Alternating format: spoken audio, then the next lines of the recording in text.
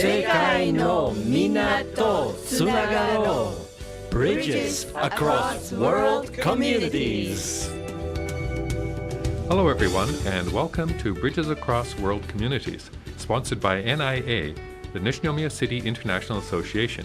My name is Floyd. And I'm Telma. Each month we provide practical knowledge for daily living and important information about disaster prevention. This program is for English-speaking residents in the Nishinomiya area and is broadcast on the second and fourth Saturday of each month from 12 noon to 12:15. This month's topic includes Japanese language courses offered by NIA, COVID-19 updates, and NIA event information. We also have the second half of our interview with Mr. Robin Lloyd, an ethnic musician originally from the U.S. who now lives in Kobe. 提供は西宮市国際交流協会です。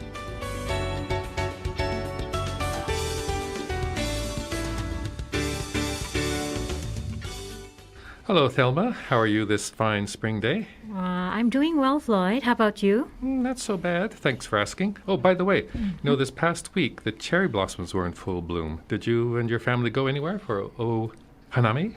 Yes.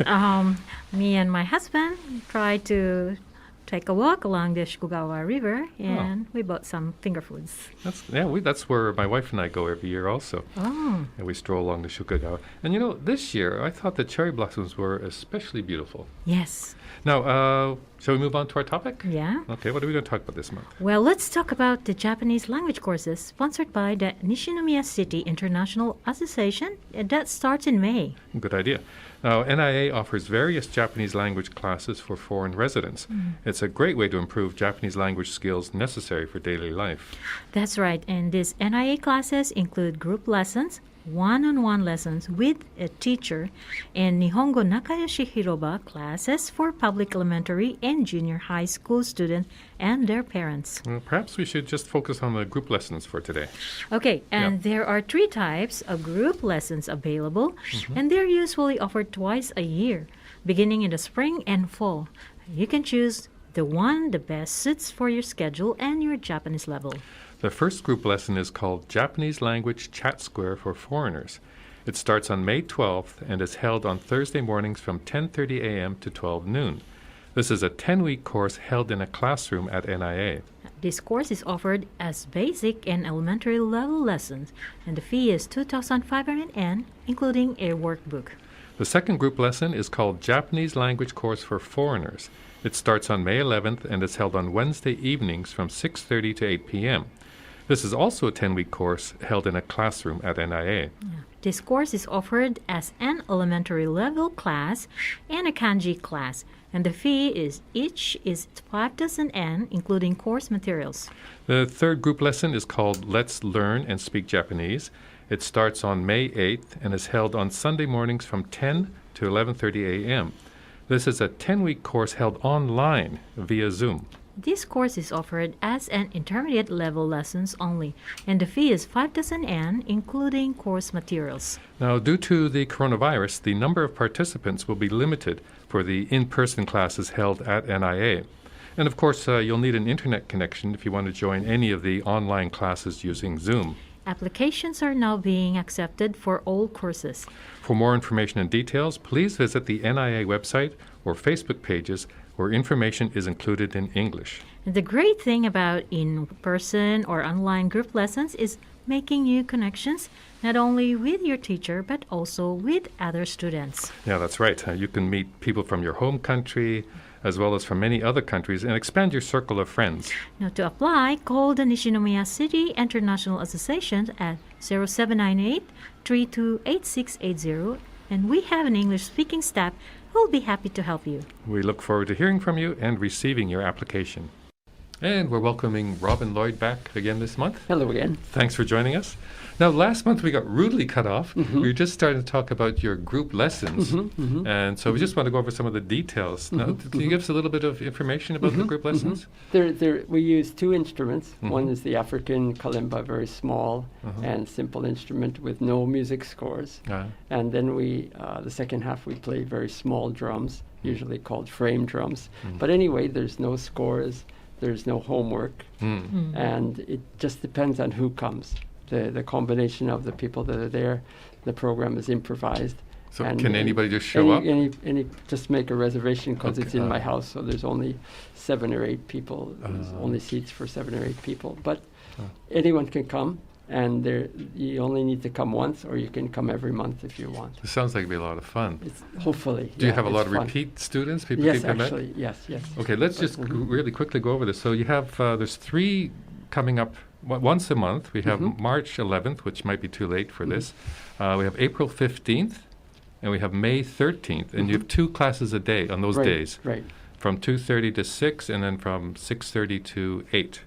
Right. Right? 2:30 to 2:30. Oh, I'm sorry, 2:30 to 4. That's right. That would have been a long class. 2:30 to 4, and then 6:30 to 8. Right. So an And- afternoon and an evening. And class. we should give a phone number here. And here's the phone number. Mhm. They'll be talking That's to it. you, I guess? That's it. Okay, it's 078-855-7167. And this is in Okamoto, right? Right. The classes. Near Hankyu Okamoto Okay. Station. I think this will be a lot of fun. So if our listeners are really interested following up on that, I think they Try will. something new. Yeah. And also, we kind of briefly touched on, we were asking you last month what your kind of favorite music venue is and if anybody can see you. And looks like you have a performance coming up in April 24th, which is a Sunday.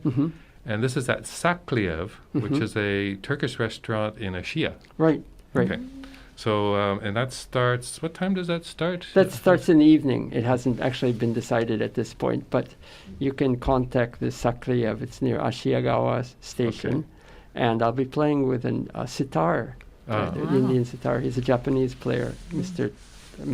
Tanaka Minehiko, excellent So sitar be player. kind of meal and music. Kind Yes, of yes, Okay, includes so a meal.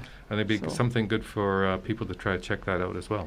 So you might want to contact that Sakliev Make a reservation. and go there for lunch and Oh. ask ask about the details. Okay, I think I'd like to try to make that. I love Turkish food I want to too. go there, especially this kind of time, like the pandemic, stressful moment, right? We encourage everyone to take visit the Yeah. place. And I'm just curious, Floyd. I want to ask Robin, like, being an ethnic musician, do you have any other hobbies aside from music? And the thing that I like to do is to get away from music. Really? Basically. So that means going outside, taking walks or hikes, especially. Finding places where there's no background music, because that's Interesting. If I hear the background music, I tend to connect back to what I'm always doing. So I like the places that are quiet. That's That's my hobby, interesting. I guess, would be to find some place quiet and sit quietly. That's very interesting, Floyd. Yeah, I don't think I've ever heard somebody say their hobbies are to get away from. Well, maybe that's not true. Maybe it gets pretty intense, I guess, if you're always doing music. It's nice to get away from it. So reading, well, in other words, another way to say this is reading a book, but finding a place where there isn't a lot of background music, to make it easier So to when you read. create some kind of music, you better go out there sometimes and then just nothing. And then it makes, once you come back, you can create now with your own. That happens quite often. So actually traveling is quite inspiring. But when I travel, I don't have an instrument in my hand necessarily. But when I come back, the trip, what I saw, or the people I talked to, or maybe what I ate, that influences the music Refresh to you or come. something? Yeah, refreshes me, Oh. and sometimes it comes up later in the music that I do. Yes. How about you, Floyd? What makes you refresh? What makes me refresh? Well, I'm a hiker, so I love getting out into the mountains and Well, I'm a kinda food clearing my eater. head. I like to check food. It Food. refreshes. Well, as a musician, is there any kind of food that inspires you to do music? I love personally. I love Indian music, Right, and exactly. Kobe has a lot of great Indian restaurants. And to Oh. tell you the truth, if I need to improve my Indian music skills, I'll go out to Kobe and have lunch in an Indian restaurant and go That's back. interesting. And the spices have the effect that I want. Wow. But if I'm doing something Chinese, then I'll do Chinese food. Amazing. And That's come back. And really good if I have idea. a job playing shakuhachi, I'll go for miso soup and a rice meal. So actually, the food and the music connect for me. Yeah, and it's fun. That's a fun thing to do. That's really good. I've never So, thought of having yeah. food to So it's not so Improve my much. work. For me, if it's classical music, you need a lot of hours and hours of practice. That's what you need. And for me, the inspiration, I practiced when I was young. When I was very small, I practiced a lot in the early days. So I guess I have the basic skills. And now what I need is the inspiration to come up with new things. And that could include scenery or food or talking to people like you. Yeah. So it sounds like in some ways music is therapy for you. Can it be therapy for other people? Yes, exactly. So are you involved with any kind of programs like that? Actually, about half my work is specifically in institutions or schools for the mentally challenged, physically challenged, and also older people with dementia. And that's I have specific programs. I go to the same place, once or twice a month. And work with the same people, get to know their names, get to know what they like or what they don't like. So it's not a one-time thing. It's actually, it's almost little being like a doctor having a regular patient. But they're not necessarily sick. So all I'm trying to do is trying to make them a little happier. So it's not. Are they tougher audience than the regular audience at a restaurant or something? Well, regular audiences, even if they don't really enjoy the music, they'll clap, and say like that. But when you have something that's in a different state of mind, if they don't like what you're doing, they'll walk out. Right away. They'll walk out or they'll fall asleep. Well, it looks like, again, we've run out of time. It's gone so quickly. We really enjoyed talking to you. Good. Nice talking and to you. just want to wish you good luck. Thank you. And again, encourage our listeners to catch Robin, some of the performances we talked, or the location we talked about, or a class. So thank you so much for joining us. Robin. Thank you. 防災情報です。On March 11, we commemorated the 11th year anniversary of the Great East Japan earthquake and tsunami. So with this strong reminder, let's review the most basic action we should take in the event of an earthquake. First and foremost, lower your body and protect your head and neck. That's right. Get under something like a sturdy desk or table and hold on to its legs. And don't leave your protected area until the shaking subsides. Now, there's also a number of apps and English websites that are useful in the event of a disaster. Search for the Japanese government website titled Helpful Apps and Website in the Event of Disaster. It has links to some of the best downloadable apps and disaster information sites, including NHK World Japan, the Japan Meteorological Agency, one of my favorites, and other approved sources. And the site will support 15 languages, including English. So even before disaster strikes, please check out helpful apps and websites in the event of disaster. It looks like COVID-19 will be with us for a while yet, so if you have any questions or concerns, please call the Nishinomiya Health Center at 0798-262240. They're open Monday through Friday from 9 a.m. to 7 p.m. and weekends and holidays from 9 a.m. to 5 p.m. For updated information, please refer to the English language pages of the Nishinomiya City website under Multilingual. And we have an important announcement from NIA.